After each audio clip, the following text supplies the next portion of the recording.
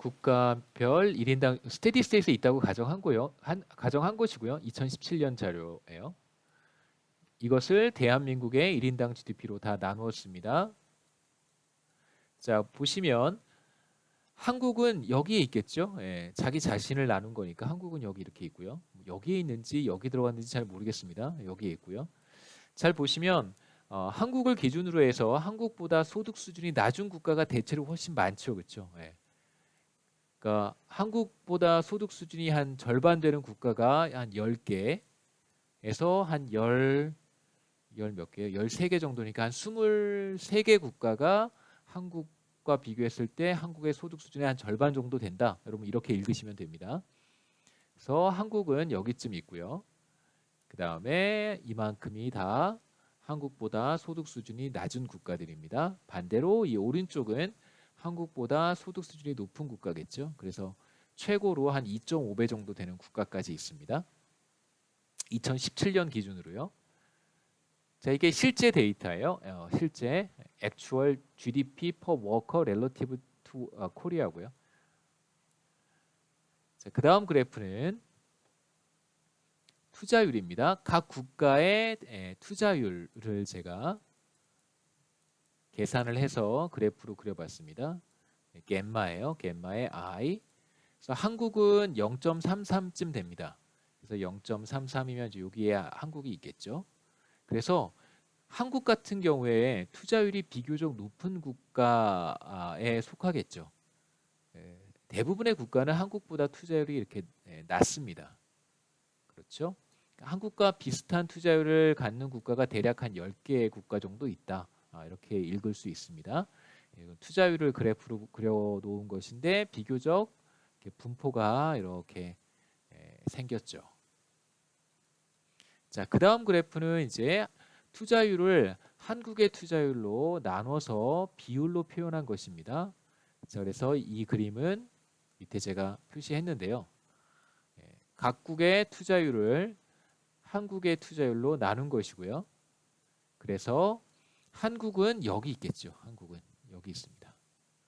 그리고 한국과 비슷한 투자율을 갖는 국가들이 이렇게 있겠죠. 비교해 보면 다수의 거의 절대 다수의 국가가 한국보다 투자율이 낮습니다. 예, 그렇죠. 한국보다 투자율이 비교적 낮은 편이에요. 한국보다 투자율이 높은 국가는 몇 개 없어요. 자, 이제 여기에서 솔로우 성장 모형의 임플리케이션이 시사점이 뭐냐면 투자율이 높은 국가가 지금 한국보다 투자율이 높은 국가가 솔로우 성장 모형에 따르면 어때야 되는 거예요? 이 국가들은 여기에 있는 국가들은 한국보다 GDP가 1인당 GDP가 더 높아야 됩니다. 자, 요만큼 그러니까 한국은 투자율이 매우 높은 국가이기 때문에 한국보다 투자율이 높은 국가는 실제로 많지 않고 이 국가들만 솔로 성장 모형에 따르면 한국보다 GDP가 높아야 돼요. 그런데 다시 앞에 그림으로 돌아가서 정말 그런가요? 정말 그런가 한번 보겠습니다. 정말 그런가요? 한국보다 GDP가 높은 국가는 이만큼이나 있습니다. 아까는 한 요만큼 있었잖아요. 한 요만큼. 근데 실제로 더 많습니다. 우리가 우선 짐작할 수 있는 것은 솔로우 성장 모형이 어느 정도는 설명하지만 실제로 거의 다 설명한다고 보기는 어렵다라고 하는 이제 추론을 여기서 한번 해볼 수 있는 거고요. 여러분이 그런 짐작을 한번 해보라고 제가 이런 그림들을 다 준비를 했습니다. 네, 자 여기까지 우리가 봤고요. 투자율의 비율, 그 다음에 다음 그림은 여기에 이제 2분의 1승을 한 거예요. 자 여기에 2분의 1승을 했습니다. 자 이게 바로 뭔가요?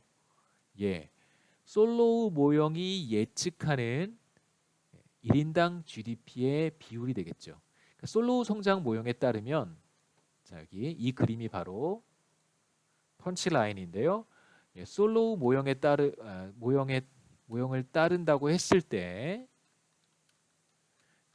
예상되는 GDP의 비율을 여러분 보고 계시는 겁니다.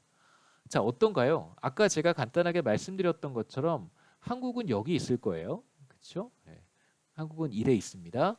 한국보다 소득 수준이 높을 거라고 예상되는 국가는 이 정도밖에 되지 않고요. 이 정도밖에 되지 않습니다. 대부분의 국가는 한국보다 소득 수준이 낮다고 예상이 될 거예요. 왜 그럴까요?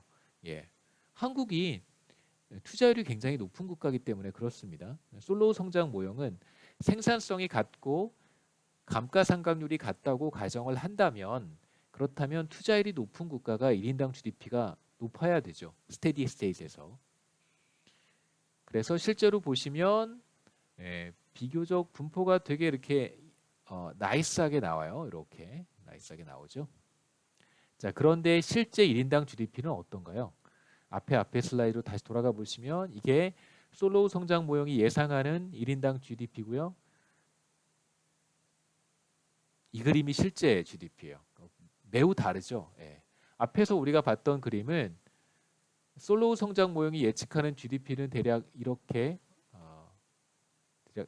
생겼습니다.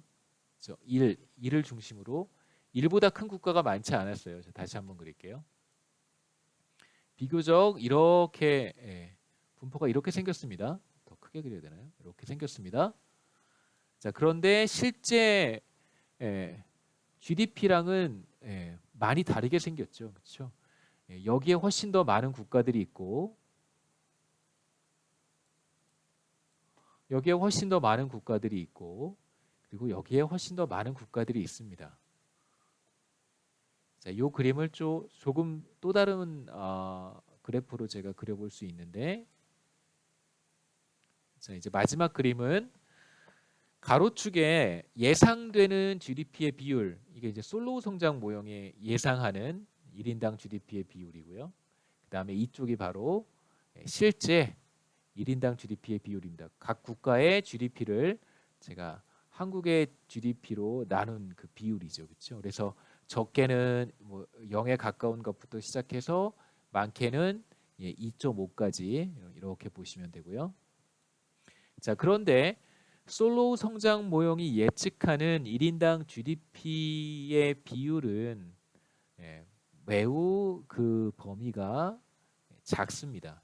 그래서 여기에서부터 1.5보다 안 되죠. 여기에 다 들어가 있죠. 그러니까 왜 그럴까요? 실제 관찰되는 GDP의 차이는 매우 크잖아요. 이 세로축, 이 범위는 사실 매우 큽니다. 그런데 투자율에 의해서 설명되는 GDP의 편차는 사실 그렇게 크지 않다는 거예요. 왜 그러냐면 투자율 자체가 그렇게 큰 차이를 갖지 않기 때문이고요. 자, 이 그림을 이렇게 보면 이거 어떻게 봐야 되는지 잘 이해가 안 가시는 분들이 있을 텐데, 자, 만일 솔로우 모형이 완벽하다면, 자, 이렇게 솔로우 모형이 완벽하다면 이 각각의 점들이 어디에 있어야 되냐면요, 바로 이렇게 다 모여 있어야 됩니다. 이렇게 있다면 솔로우 모형은 완벽하게 설명을 하는 거예요. 자, 무슨 뜻이냐면 이 그림에 45도 선을 한번 이렇게 그려보겠습니다. 대략 이렇게 45도 선을 쭉 그려보면, 이게 45도 선인데요. 자, 여기 있는 국가는 어떤 국가냐면요, 실제 한국보다 GDP가 한 1.6배쯤 된다고 해보죠. 한국보다 실제로 1.6배 잘 사는 국가예요. 하지만 솔로우 성장 모형에 따르면 그만큼은 되지 않습니다. 대략 솔로우 성장 모형에 따르면 한 1.4배, 3배 정도 돼요. 그래서 이 차이가 왜 발생하는 거냐면, 솔로우 성장 모형에 따르면 이 국가는 어떤 국가인지는 잘 모르겠습니다만 반드시 한국보다 투자율은 높을 거예요.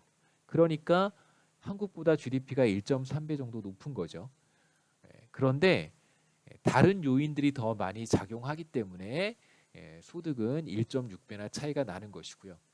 자, 반대로 이 그림에다가 이제 이런 것도 한번 추가해 보시죠.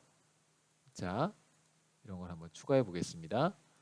자, 1과 2를 연결하는 직선을 이렇게 또 하나 그려보는 거예요. 1과 이쪽에 1과 이쪽에 1.